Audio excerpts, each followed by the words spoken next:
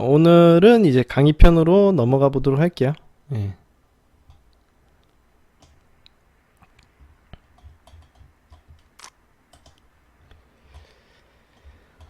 자, 오늘은 먼저 제가 스타일링에 대해서 먼저 이야기를, 다른 남자 만나셔도 되고, 좀 1년 동안 다른 남자 만나고 계시다가 나중에 오면 연락 한번 해보세요.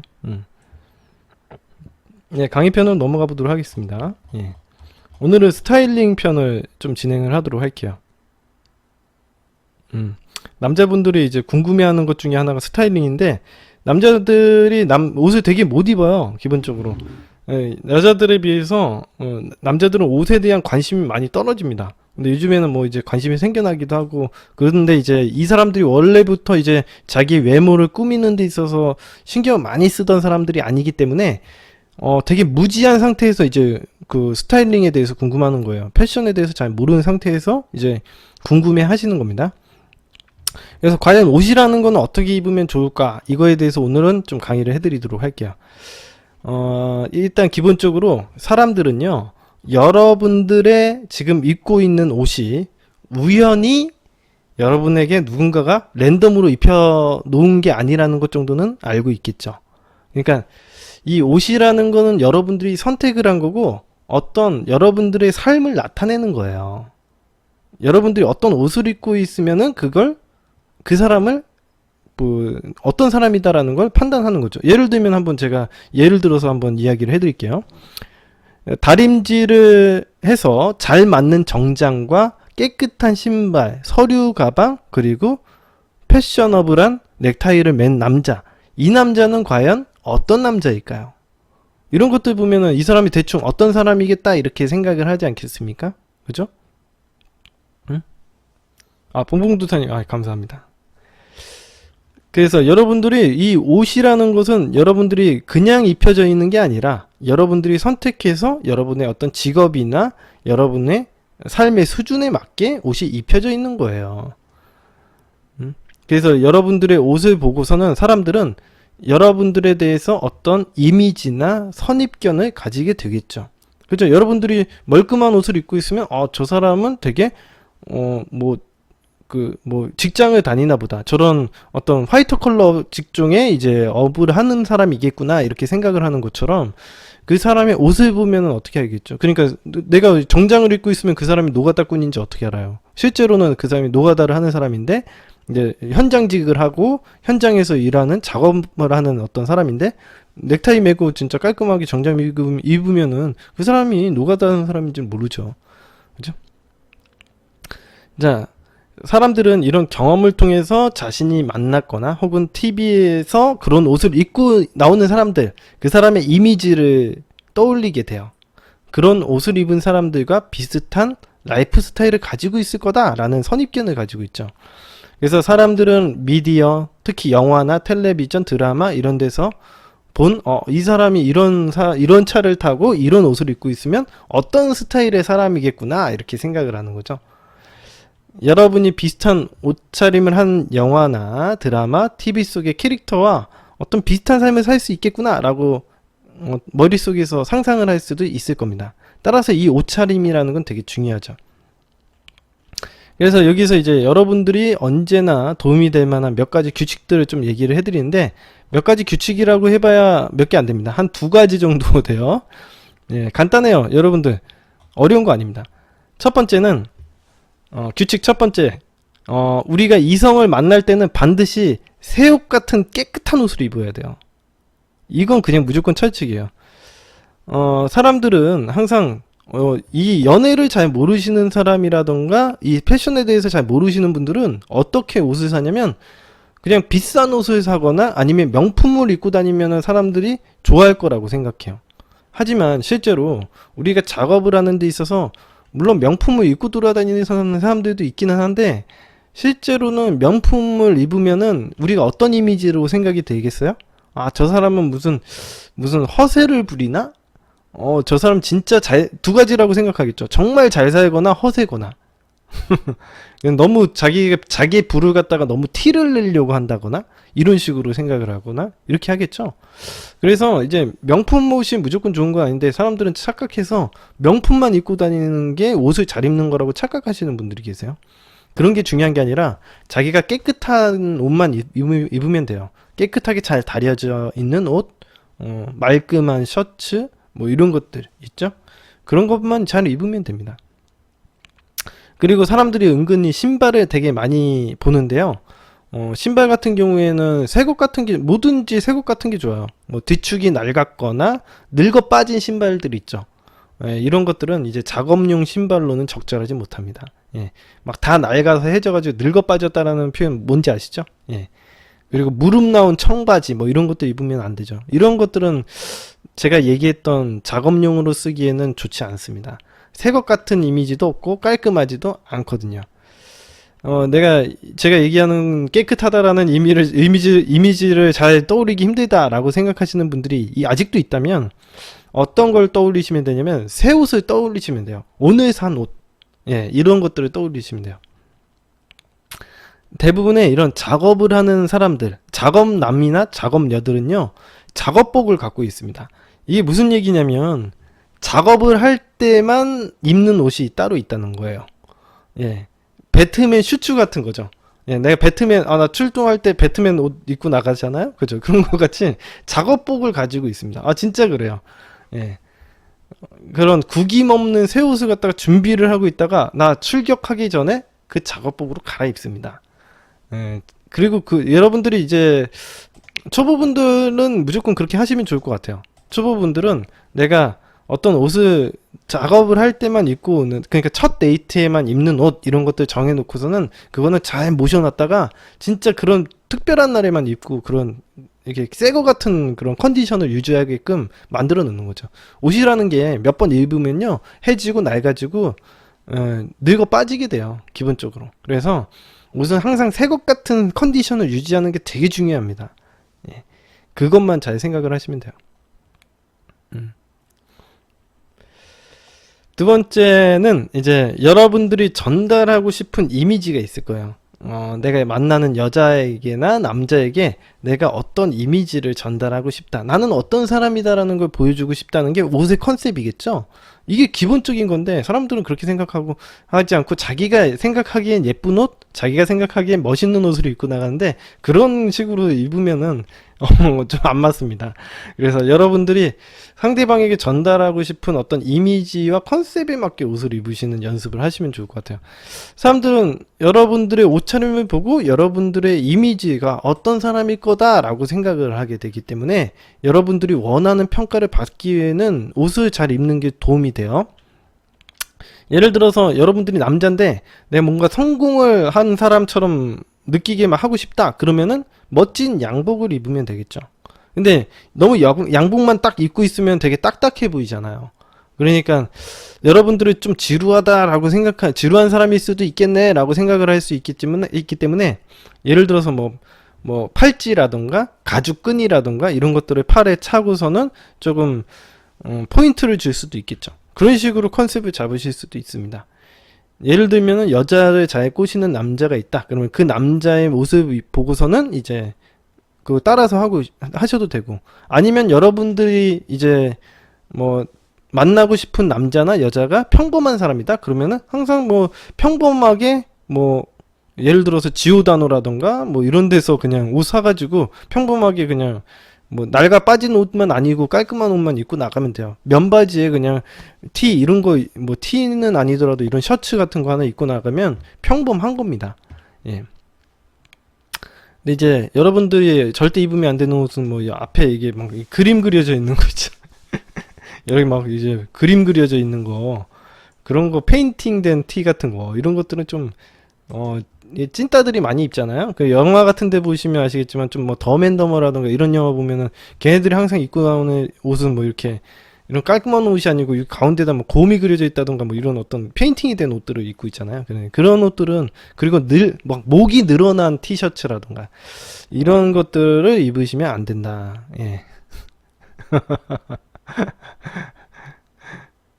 자, 그죠? 그런 뭐 보시면 아실 거예요. 대충 어떤 느낌인지 아시겠죠? 예, 여러분들이 이제 영화나 이런 것들을 드라마에서 보시면은 어떤 사람들 찐따같이 입고 있는 사람들은 다 늘어진 목이 늘어진 티셔츠에 막 그림 그려져 있고 뭐 새마을 운동 뭐 이렇게 써 있고 뭐 그런 것들 있잖아요. 뭐 아니면은 뭐 레드 데빌 뭐 이런 거 써 있잖아요. 그죠? 2002년 월드컵 티 뭐 이런 것들. 그런 거 입고 나가시면 안 되는 겁니다. 응?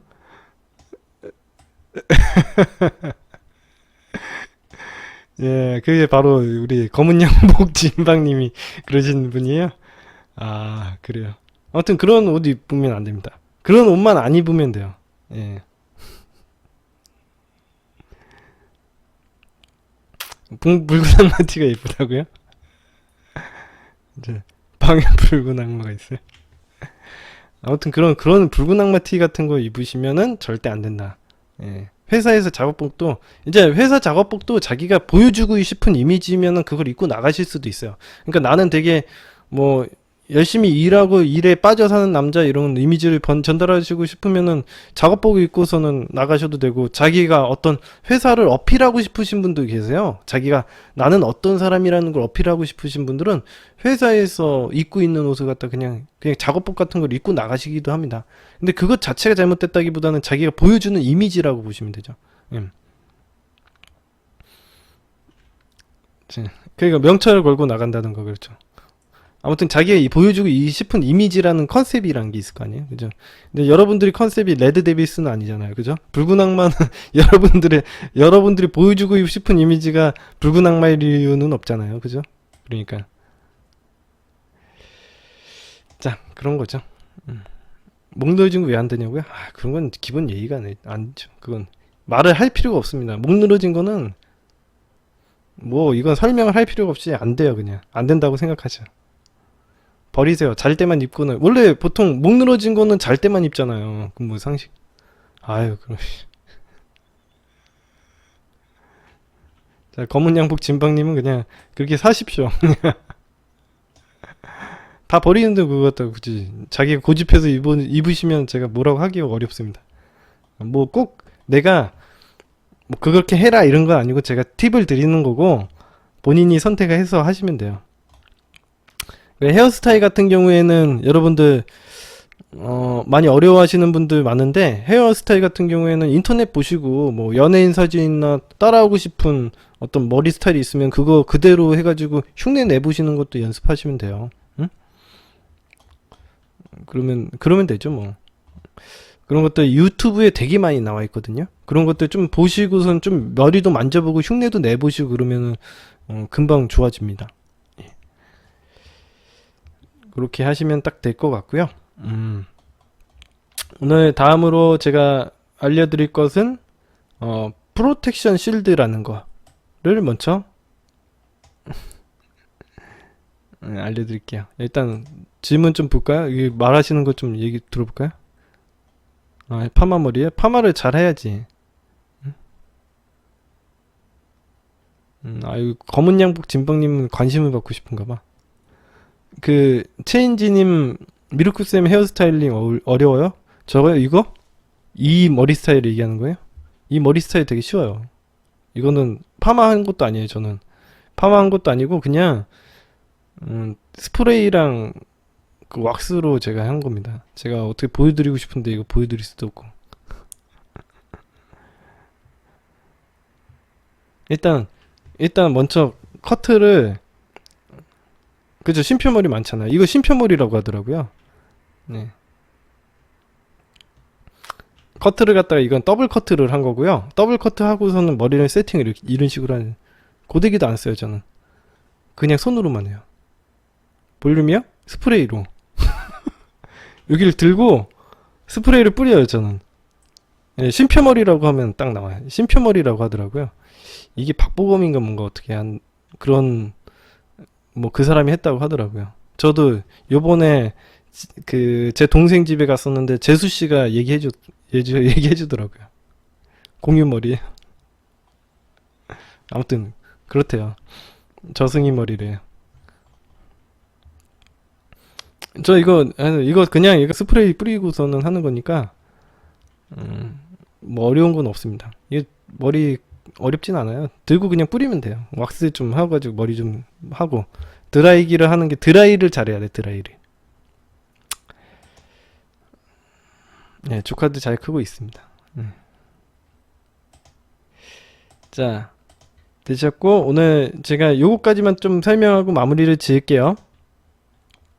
오늘 대부분 이제 접근에 대한 준비들은 제가 다 끝낸 것 같고 접근 기술들에 대해서 좀 알려드리는 시간을 가져보도록 할게요. 첫 번째 배워볼 거는 프로텍션 쉴드라고 하는 겁니다.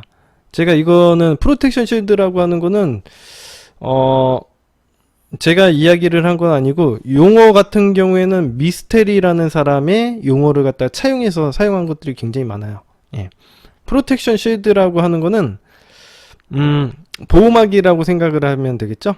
당연히. 근데 이제 이게 무슨 보호막이냐면 여자들은 이제 우리가 어떤 뛰어난 유전자와 결합을 하기 위해서 남자를 테스트를 해봐요. 이 남자가 정말 괜찮은 남자인지 괜찮은 남자가 아닌지를 테스트해보는 것들이 있는데 그걸 프로텍션 쉴드라고 생각을 하시면 됩니다. 그래서 보시면 아시겠지만 여자분들이 계속 꾸준히 테스트를 해요. 내가 일반적인 사연들을 보면요. 남자를 만나면서도 이 남자가 어떻게까지 행동을 할 수 있는지를 확인을 하려고 해요. 이게 어떤 거랑 되게 비슷한 거냐면 여러분들이 집에 강아지를 데려왔죠? 근데 강아지랑 나랑 잘 지내려고 하면은 기본적으로 어떤 스탠다드를 가지고 여기 어떻게까지 이 주인이 허용이 되고 어떤 것까지 허용이 안 되는지를 갖다가 강아지가 파악하려는 행동을 합니다. 이거는 강아지만 행동을 하는 게 아니라 인간도 그렇게 행동을 해요. 어린아이도 그렇게 행동하고 모든 인간들이 상대방이 어떻게까지 이걸 허용이 되고 어디까지는 허용이 안 되는지 이런 것들을 판단하기 위해서 상대방을 좀 테스트를 합니다. 근데 이제 여자분들 같은 경우에 그래서 되게 중요한 게 제 얘기 잘 들으세요. 여자분들 같은 경우에 되게 중요한 게 남자들을 갖다가 테스트를 할 때 이런 식으로 내가 어디까지 될지 안 될지를 갖다가 이렇게 테스트를 하게 되는데 어떤 남자를 만나면 되게 치명적인 거냐면 남자가 우유부단한 남자를 만나면 뭐 이걸 해도 다 좋다고 얘기하고 저렇게 해도 다 좋다고 얘기하고 우유부단해가지고 내가 너무 폭넓게 그러니까 너무 나쁜 일을 많이 하게 돼요. 예를 들어서 남자 성격을 건드려봤는데 어디까지 참나 한번 테스트를 여자들이 본능적으로 하거든요. 근데 이제 본능적으로 테스트를 하다 보면은 이 남자의 완전 말단까지 다 건드리게 돼요. 여자분들이 다 그러다가 괜히 어떤 이미지가 남냐면 결과적으로는 이런 남자 만나고 여자들이 기센 여자처럼 되고 괜히 남자에게 기센 여자, 남자에게 굉장한 피해를 주고 막대 먹은 여자처럼 하고서는 그 관계가 헤어짐을 당하는 경우가 되게 많습니다. 제가 너무 안타깝게 생각되는 경우예요. 여자분들은 계속 이런 식으로 남자를 테스트하려는 경향이 있는데 우유부단한 남자를 만나게 되면 너무 기준 없게 행동을 하는 바람에 여자들이 너무 기센 여자처럼 되고 되게 잘못된 여자처럼 뭔가 문제 있는 여자처럼 취급을 받는 경우가 되게 많더라고요. 그래서 제가 아까 전에도 이야기를 해드렸지만 여성분들은 우유부단한 남자 절대 만나면 안 됩니다. 그러면 본인 성격 버려요. 여러분들이 성격이 이상한 게 아니라 남자가 이상하게 만드는 거예요. 여자분들은 기본적으로 어떤 이 프로텍션 쉴드라는 본능을 가지고 있는데 이 남자들을 계속 꾸준히 테스트를 해서 어디까지 되는지 이런 것들을 확인하려고 하는 그런 스탠다드를 확인하려고 하는 그런 행동들을 하는데 이제 남자들은 어떻게 생각하냐면 이런 우유부단하고 연애를 못하는 남자들은 무조건 여자들을 헌신적으로 다 잘해주기만 하려고 해요. 그러다 보면 너무 기준 없게 대하게 돼서 이제 이 관계가 파탄이 나는 거죠. 근데 대부분 제가 사연을 보면은 한 여자분들의 한 90% 정도는요 웬만해서는 이런 무미건조하고 우유부단하고 진짜 매력이 없는 남자들을 솎아냅니다. 초반에 바로 까요. 보통 대부분의 여자들이 초반에 이런 프로텍션 쉴드로 걸러내요. 90% 이상이 걸러내. 근데 그렇지 못한 한 10%가 이제 그런 남자들하고 이상하게 빠져가지고 실랑이를 하고 있는 거죠. 이걸 갖다가 이제 프로텍션 쉴드라고 하는 겁니다. 근데 대부분의 여자분들이 이제 이런 걸 90% 이상들은 거의 초반에 얘네들을 걸러내요. 아, 얘 좀 아니다 싶거든. 좀 만나다 보면은 매력이 없고 무미건조하고 뭔가 우유부단하고 좀 3번 정도 데이트하는데 데이트를 진행하기 어렵다라는 생각이 딱 이게 본능적으로 딱 튀어 오릅니다. 좀 다음번에 연락을 해야 될까? 연락을 괜히 안 하게 되고 그 부정적인 행동을 반복하게 돼가지고 이제 원래는 끝나야 되는데 이제 잘못 빠져들면은 이제 그런 남자들에게 이제 오래 지내다 보면은 이제 잘못 빠져들게 되는 거죠. 자, 아무튼 이게 바로 제가 설명해 드리고 싶은 프로텍션 쉴드라고 하는 겁니다. 근데 이제 기본적으로 이런 여자들이 가지고 있는 이런 테스트를 갖다가 테스트가 나오게 되는 이유가 있어요. 테스트가 나오게 되는 이유는 이 남자나 여자가 이성이라고 생각했을 때만 프로텍션 쉴드가 나타나요. 기본적으로. 그렇죠? 당연하죠. 이게 이성이라고 생각할 때만 프로텍션 쉴드를 가야지 이성이라고 생각하지 않는데 프로텍션 쉴드를 가지 않아요. 예를 들어서 뭐 사장님한테 테스트하고 그러지 않잖아요. 회사 다니는 사장님 60살 먹은 할아버지한테 뭐 갑자기 테스트를 하진 않지 않겠습니까? 이 할아버지가 어디까지 가나 이렇게 해볼까 이런 식으로 하진 않을 거 아니에요. 그죠? 그런 식으로 이게 좀 가능성 없는 이런 인간관계에 있어서 이성이라고 느껴지는 부분 안에서만 이런 테스트를 가지 보통 그런 뭐 회사에 다니는 직장 예를 과장님이라든가 뭐 팀장님이라든가 이제 부장님한테 그런 식으로 행동하진 않겠죠. 예, 사회적인 행동이 아니라서 그런 테스트를 가지는 않을 걸로 보입니다. 잘 하지 않겠죠. 그래서 기본적으로 내가 이성이라고 생각하는 사람에게 하니까 여러분들이 이 프로텍션 쉴드를 이제 여러분들이 이성이라고 생각을 하고선 이제 접근을 하게 되면은 이 여자들이나 남자들이 가드를 올리고 게임을 하게 되기 때문에 여러분들이 어려운 게임을 하게 돼요. 기본적으로. 상대방에게 야, 나 더 좋아해 라고 얘기를 하고 이성적으로 한번 잘해보자 라고 하면은 걔가 그때부터 테스트를 해보거든. 그때부터 그래? 알았어. 너 어떤 남자인지 한번 볼까? 이런 식으로 테스트를 가하기 때문에 그러면은 굉장히 피곤한 게임을 하게 돼요. 여러분들이 멘탈이 강력하다면 그런 게임을 하시면 상관이 없는데 처음부터 그런 게임을 해가지고는 좋지 않죠. 정말 여러분들이 진짜 실력이 있고 메타프레임이 강력한다면 그런 게임을 하셔도 상관은 없는데 만약 여러분들이 멘탈이 강력하지 못하다 그러면 처음부터 나 너 좋아한다고 호감 선언하고 게임을 하는 그런 게임을 하면은 여러분들 멘탈 깨집니다. 예, 왜냐면 그때부터 프로텍션 쉴드가 가동이 돼서 가드 딱 올리고 테스트만 계속 할 테니까 말이죠. 그래서 웬만하면 건들지 말고 친구야, 우리 친구잖아 라고 얘기를 하면서 접근을 하는 게 좋다라고 하는 겁니다. 그래서 제가 여기 프로텍션 쉴드를 갖다가 건드리지 않는 기술들을 몇 가지 알려드릴 텐데요. 뭐 그것들이 이제 첫 번째로 얘기해드릴 게 관계 제한. 제가 방금 얘기한 것처럼 그냥 우리 친구잖아. 너랑은 그런 거 안 해. 너랑 여자친구 안 해. 이런 식으로 생각하면, 얘기를 하고서는 이제 친구로서 다가가다가 나중에 뭐 친구가 오빠 되고 오빠가 연인이 되는 거, 아빠 되고 뭐 이렇게 되는 거죠. 예. 그런 식으로 처음부터 이 여자나 남자가 프로텍션 쉴드를 작동하게 만들지 않고 게임을 진행을 하는 게 더 좋다. 응? 그래서 우리 그냥 이성관계 이런 거 안 하고 연인관계로 시작해요 이렇게 해가지고 이제 하는데 뭐 이제 근데 장기적으로 봤을 때는 결과적으로는 언젠가는 이 프로텍션 쉴드를 통과해야 된다는 거, 이게 이제 좀 관건이죠. 결과적으로는 처음에는 여러분들이 이 친구로 시작하자라고 해가지고 서로 알아가다가 뭐 상대방이 나를 좋아하게 만들 수도 있고 내가 상대방을 좋아해서 호감을 표현할 수도 있고 관계를 발전시킬 수도 있는데, 아무래도 빨리 좀 이제 작업을 빨리 진행하려면은 초반부터 좀 호감을 진행하고 하는 게 맞습니다. 그래서 이 작업을 하는 사람들에게 있어서는 딜레마죠. 어떻게 보면은 그 사람에게 빨리 호감을 해야지 빨리 작업이 진행이 되는 건데, 처음부터 관계 제한을 해가지고 우리 친구하자라고 하면 우리가 접근을 하는 거는 용이할 수 있겠지만 작업하는데 시간이 오래 걸릴 수 있다는 단점을 가지고 있어요. 자, 그런 것들 이 있다. 그러면 오늘 여기까지 해볼까요? 아니면은 요거 두 번째 거, 세 번째 거까지만 해볼까요? 예, 두 번째는 거짓 자격 상실이라는 기술이에요. 제가 전에도 한번 기술로 이야기해드린 적이 있는데, 이 관계 제한이라는 기술에서 이야기를 해드린 것처럼 이 상대방의 프로텍션 실드가 작동하는 원리는 연인 관계로 발전할 수 있음을 느꼈을 때예요. 따라서 접근을 하였을 때 상대방의 자격을 상실시키게 되면 상대방의 이제 그 프로텍션 실드를 억제할 수 있고, 상대방이 우리에게 도전하고 싶게 만들고 쫓아다니게 만들 수가 있기 때문에 처음부터 관계에 제한을 한다거나 거짓 자격 박탈을 하고 시작을 합니다.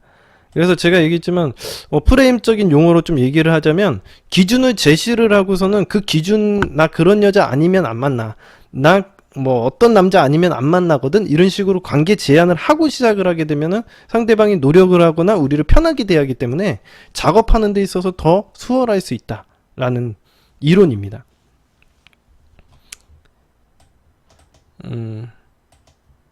뭐 여러 가지 방법들이 있겠죠. 뭐 기준을 제시를 해가지고 막 나는 뭐 예를 들어서 요리 잘하는 여자가 좋은데 너 요리 잘 못하잖아. 나 너랑은 그런 나 생각도 안 했어. 너랑은 나 안 어울리는 것 같아. 그래서 너 완전 어리잖아. 너 나랑 너무 차이가 나는 거 아니야? 완전 꼬맹이구나. 뭐 그러면서 이렇게 얘기할 수도 있고요. 여러 가지 자격 박탈 기술은 있을 수 있습니다.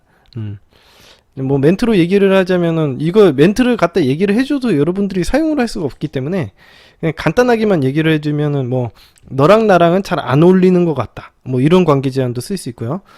너 같은 쑥맥하고는 안 사귄다, 뭐 이런 얘기도 하기도 하고, 작업남들이 이런 얘기를 많이 합니다. 아니면 작업녀도 이런 얘기를 많이 하고요. 너는 나한테 너무 과분한 여자야, 과분한 남자야, 이런.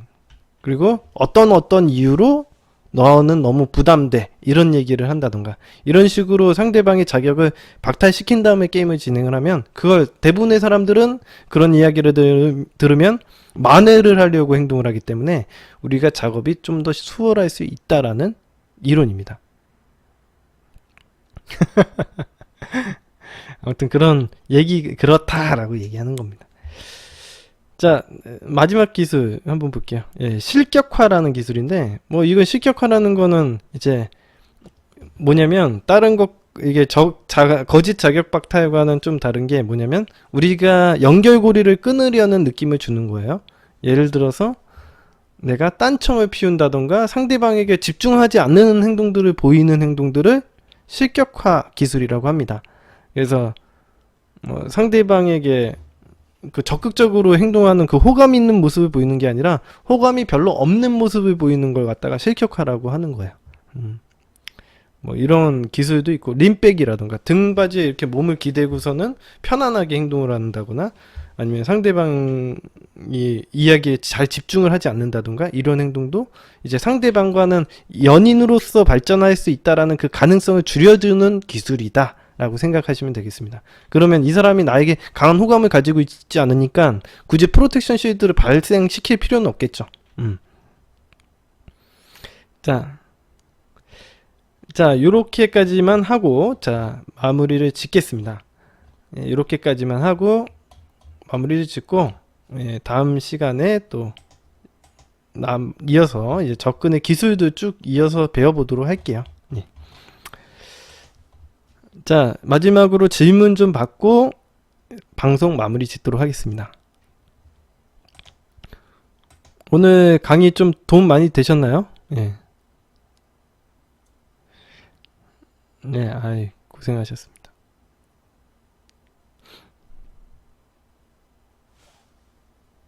그렇죠.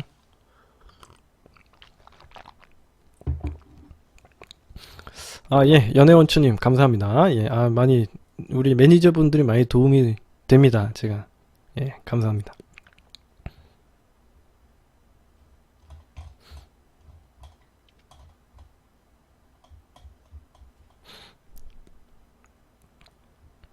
자, 질문하실 때는 질문 말머리를 달아주셔야 됩니다. 예.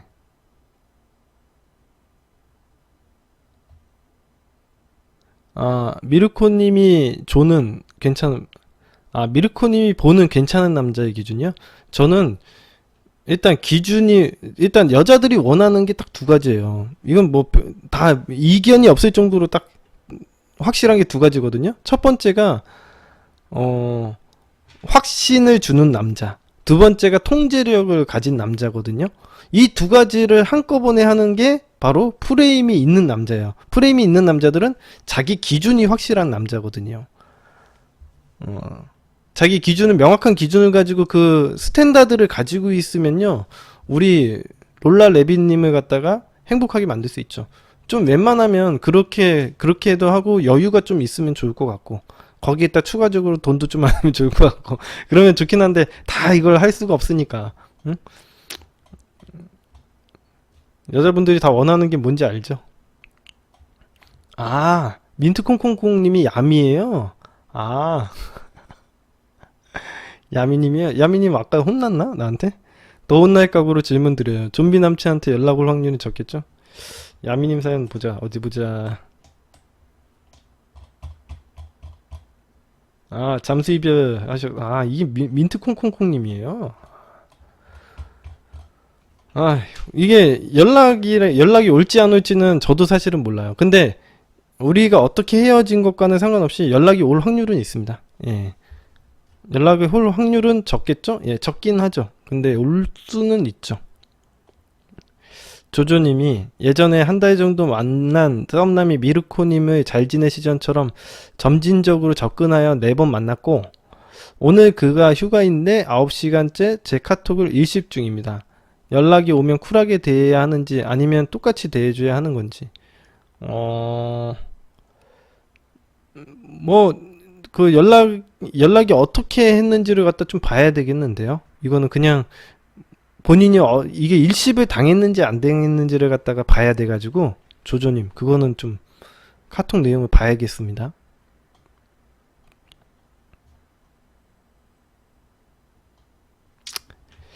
켄시로님, 매일 연락하는 상대가 있는데 짝사랑 중이라 일십 한 번 당해서 5일 동안 잠수 중입니다. 며칠 더 잠수 탈까요? 일십을 당했는지를 봐야 돼요, 켄시로님. 제가 위에서도 얘기했지만 여러분들이 생각하기에는 그냥 뭐 나 일십 당했다라고 하는데, 실제로는 일십을 안 당했는데 일십 당해가지고 괜히 잠수 타시는 분도 있거든요. 그런 부분이 너무 많아가지고 제가 일단은 봐야 돼요. 인투엘라님이 연하남 썸녀 있어도 제대로 제 맘대로 하면은 되는 거죠? 하하하. 저 또 왔습니다. 예. 자기 맘대로 하시면 됩니다. 당연하죠. 37세 모쏠남이 여자가 소개팅 다녀와서 딴 남자 만나봤는데 얘를 내가 챙겨야 할 것 같아서 너 생각이 났다. 제가 누구를 만나던 고기도 구워주고 갑각류 다 해체해서 먹기 좋게 발라주고 그러거든요. 계속 먹을 때 챙겨주면 좋을까요? 아, 챙겨주세요. 그거는 본인도 먹고. 근데 무조건 챙겨주는 것 자체가 말이 안 되고요. 그냥 해주셔도, 여유가 되면은 그런 거는 매너적으로 해주셔도 되는데, 사실 그런 거 챙겨주는 것보다 더 다른 거 신경 써줄 게 되게 많아요. 이거는 제가 이 스타터 강의 배려편에서 제가 어떤 걸 챙겨줘야 될지에 대해서 다 이야기를 해드렸으니까 그걸 한번 보시면 되고, 이런 것도 좀 여유 되시면은 각각류 다 해체해서 먹기 좋게 발라주고 그러면 되겠죠. 근데 이거가 아주 결정적으로 뭐 그 여자애가 뭐 마음을 돌리는 계기가 될 거다라고 생각하면 착각이십니다. 그것 말고도 또 여러 가지 요소들이 있기 때문에 이런 것들은 별 의미가 없어요. 해주시면 좋기는 해요. 안 해주는 것보다 낫죠. 야식 먹자 꿀꿀. 전 사람이 새로운 사람 사귀면 그 후로 3달 지나서 연락해야 된다고 했죠? 예, 맞습니다. 이 조명이 그런가?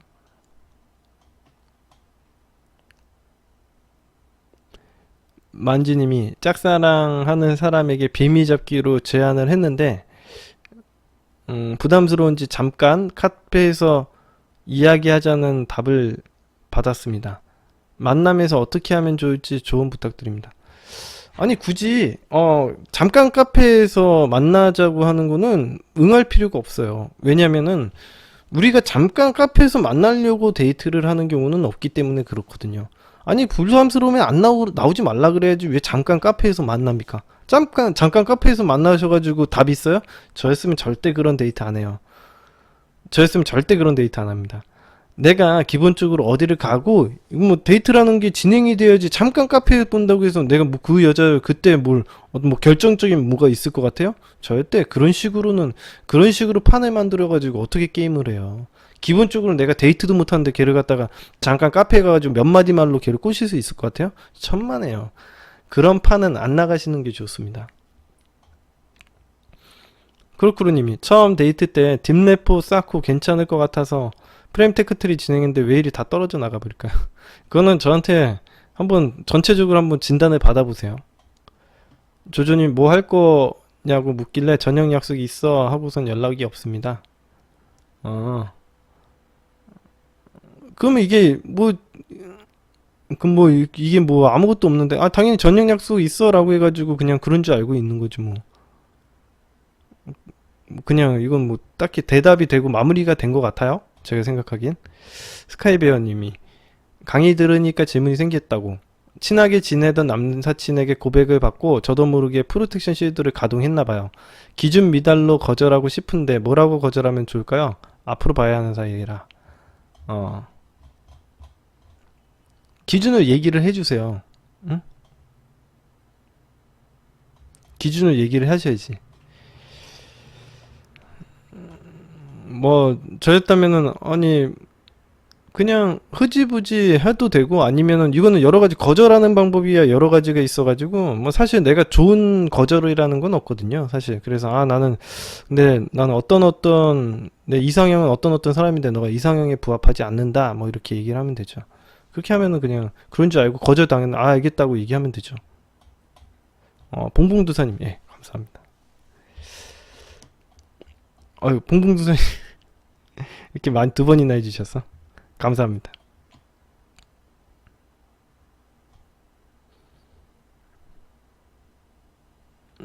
만지님이 저는 밥 제안을 했었고 잠깐 카페에서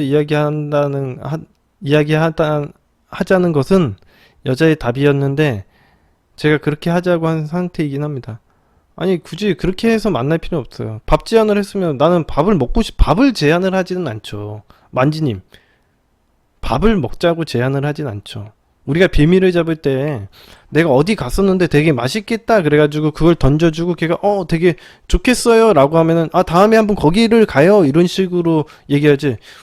제가 언제 데이트 비밀 잡을 때 우리 밥 한번 먹을래요? 그렇게 얘기를 하고 꼬신 적이 없어요 제가. 우리 밥 한번 먹을래요? 뭐 밥 드시고 싶으세요? 이런 얘기를 하지 않나요 우리가. 그죠? 응? 이미 카페에 나 이거 의미 없다고 생각해요. 잠깐 굳이 그렇게 할 필요 없고 그냥 거기 가셔서 만약 뭐 이야기 했으면은 사실은 저는 이거 파토 내거나 아니면은 그냥 가서 그냥 책만 읽다가 올 거예요. 그냥 책 읽다가 그냥 오거나 그냥 그렇게 할 겁니다. 이거 이 뭐 판을 만들어 놓고서 이걸 어떻게 해요? 뭔 이야기를 하실 건데요? 만지님 무슨 이야기를 하실 게 있어요? 작업이 안 돼요. 그런 판에다가 어떻게 그건 완전히 거절당하기 딱 좋은 판을 만들어 놓고 그 판에 왜 들어갑니까? 안 들어가요, 저는 절대 안 들어가요. 죽었다 깨어나도 그 판에 안 들어가고 그냥 저는 다음번에 뭐 저 다른 약속 생겨가지고 나중에 보자 이런 식으로 해서 밀어버릴 거예요. 굳이 왜 그런 식으로 걔 얼굴 보려고 잠깐 카페에 가서 앉아 있어요? 왜 그런 미친 행동을 해요? 말도 안 되죠. 상식적으로 그런 작업을 왜 해요? 아,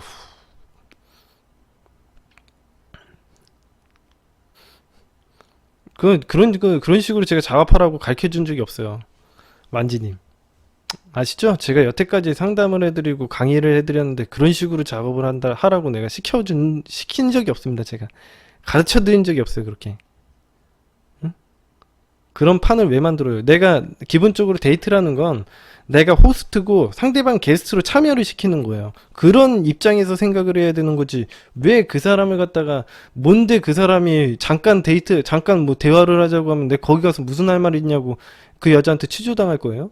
여자애가 할 말 있으면 얘기해? 이렇게 얘기할 거 아니에요. 그러면은 무슨 말해? 할 말 없어요. 할 말 없어. 응? 할 말 없죠. 할 말 있으면 하세요. 그러면 뭐 내가 취조당해요? 어휴, 말도 안 되는 거예요. 그런 상황을 왜 만듭니까?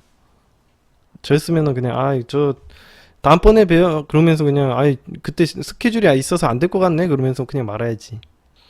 인투엘라님이 코치님 한 가지 더요. 연하남이랑 썸녀 이야기 하는 상태이면 시간을 두고 작업을 해야 될까요? 지금 한창 좋을 때일 수도 있으니까요. 저는 꼭 절 따라다니게 일단 만들 거예요. 뭐 이야기하면 아니요. 그냥 그거 이야기하는 상태면 그런 얘기 뭐 하든 말든 신경 쓰지 말아야죠. 예. 그런 이야기하면 그래?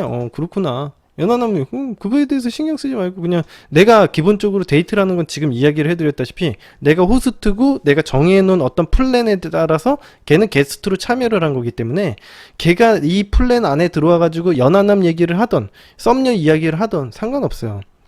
나는 뭐 삼겹살 먹기로 했으면 삼겹살 먹고 거기 데이트를 갖다 즐기는데 걔가 게스트로 앉아있을 뿐이에요.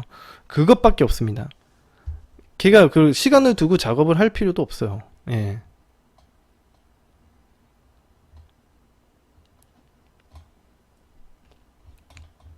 자, 다 되셨죠? 예. 자, 만지님은 좀 정신 차리시고 제가 수업을 얼마나 많이 했는데 아직도 그렇게 작업을 하고 있습니까? 응?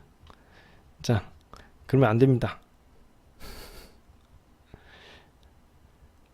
자, 오늘 방송은 여기까지 하도록 하겠습니다.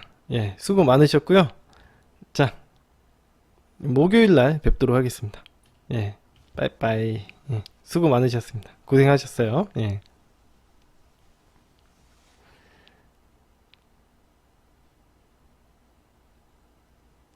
네, 야식 먹자 꿀꿀님, 꽃보다 모모님, 고양이님, 프레임 최강님, 연애 원추님, 민트 콩콩콩님, 사랑이에요님, 고양이, 아르넨, 인투엘라, 꿀슈닝,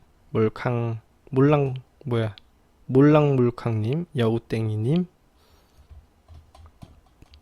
예, 수고하셨습니다. 예, 푹 주무시고 오늘 편안한 밤 되십시오.